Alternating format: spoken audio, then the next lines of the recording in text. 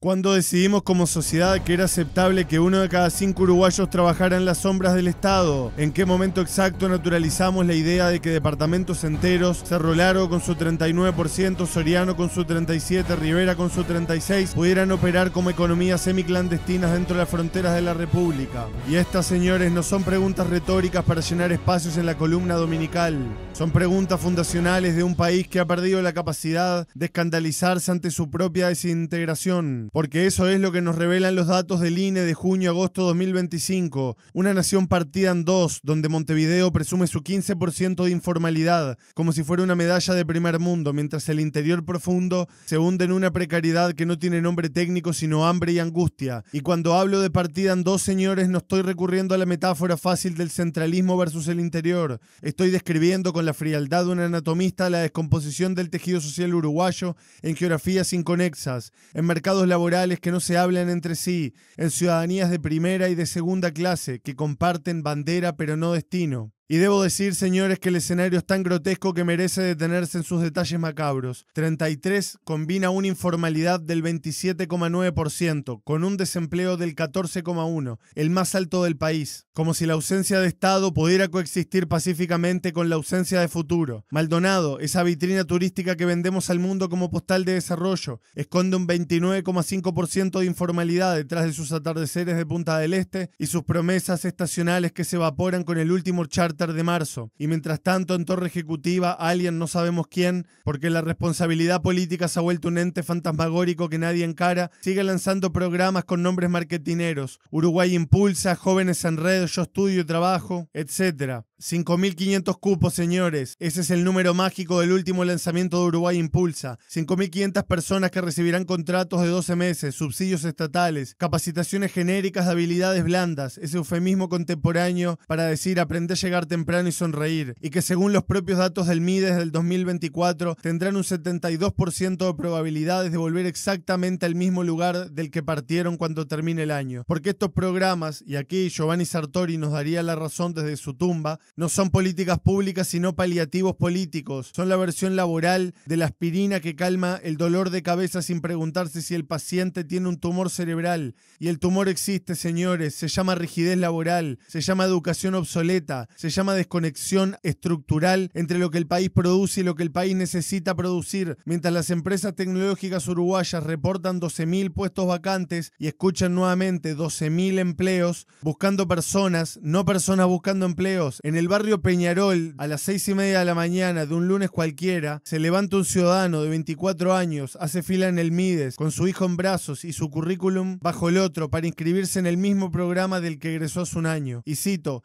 es como una rueda, dice, con una resignación que es el último refugio de los vencidos. Y cito, entrás, salís y el año que viene estás otra vez acá. Esta es la trampa perfecta del subdesarrollo disfrazado de país modelo. Uruguay gasta 350 millones de dólares anuales, el equivalente al 40% del presupuesto de ANEP, nada menos que en programas de empleo que tiene la misma efectividad que rezarle a San Cayetano para conseguir trabajo. Y mientras tanto, la UTU del Cerro tiene listas de espera para cursos de refrigeración, pero aulas vacías en logística operativa, porque nadie le ha explicado a los jóvenes uruguayos que el futuro no está donde ellos creen que está, o peor aún, porque el sistema educativo sigue formando para la economía de 1985, cuando el país exportaba lana y carne y las tecnologías de la información eran algo que aparecía en las películas de ciencia ficción. Y llegamos al 22,2%, señores, de informalidad a nivel nacional. Esa cifra fría, aséptica, que esconde 385.000 vidas precarizadas. No es simplemente un problema técnico de costos laborales o de inspecciones insuficientes. Es la evidencia empírica de que el contrato social uruguayo se ha roto, de que la promesa ballista de un Estado protector que garantizaba derechos se ha convertido en un recuerdo nostálgico, que solo sobrevive en Montevideo y sus alrededores. Y aquí viene la brutalidad, señores, que los discursos oficiales no quieran nombrar. Uruguay no tiene un problema de desempleo solamente. Uruguay tiene un problema de empleabilidad, de pertenencia educativa, de coherencia productiva, porque cuando el 60,9% de los trabajadores por cuenta propia son informales, cuando el 43,4% de oficiales y artesanos operan fuera del sistema, cuando el 37,9% de los trabajadores agropecuarios no tienen protección social, lo que estamos viendo no es una distorsión del mercado laboral, sino su estructura profunda. La informalidad no es la excepción que confirma la regla. La informalidad es la regla del Uruguay real del 2025,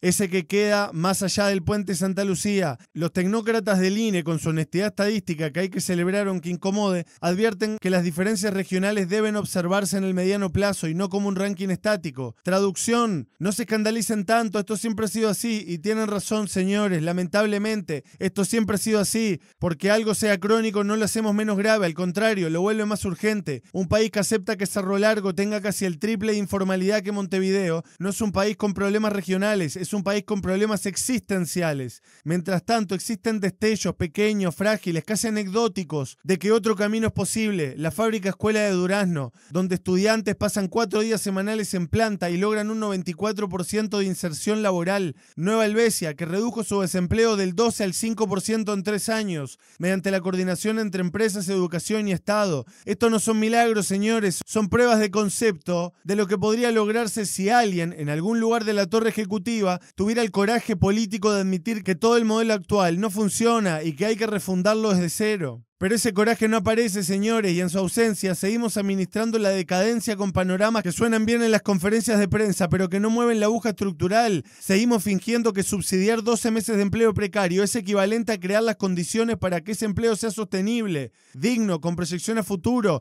Seguimos celebrando cuando el desempleo baja al 6,9 en julio, el nivel más bajo de 2025, sin mencionar que el 31,5% de los ocupados están subempleados o no registrados, como si el problema fuera tener trabajo o no tenerlo, y no la calidad, la dignidad, la proyección de ese trabajo. Y el futuro que se avecina, señores, es predecible y sombrío. Mientras Uruguay no enfrenta la rigidez de su legislación laboral, que hace que cada 100.000 pesos de salario haya que pagar casi 30.000 en cargas sociales, mientras no reforma una educación que sigue preparando para empleos que ya no existen, mientras no diversifique una matriz productiva anclada en commodities del siglo XIX, seguirá dependiendo de programas de empleos que son, en el mejor de los casos, ventas provisorias, obrerías que se infectan. Y ese joven de Peñarol que hace fila a las 6:30 de la mañana con su esperanza racionada y su currículum repetido, resumió mejor que cualquier analista la tragedia. Ojalá algún día estos programas sean solo un recuerdo de cómo no teníamos que hacer las cosas, porque para que ese día llegue alguien, algún político con coraje, algún movimiento social con fuerza, alguna coalición ciudadana con claridad, tendrá que pararse frente al país y decirle la verdad incómoda, que no hay atajos, que no hay subsidios mágicos, que la única salida de ese laberinto pasa por las reformas estructurales que todos conocemos pero que nadie se anima a impulsar. Y vean el futuro, señores, cuando lancen la próxima versión de Uruguay Impulsa o programa que venga con otro nombre marketinero. Pregúntense, ¿esto resuelve el problema o lo administra? Porque la diferencia entre una cosa y la otra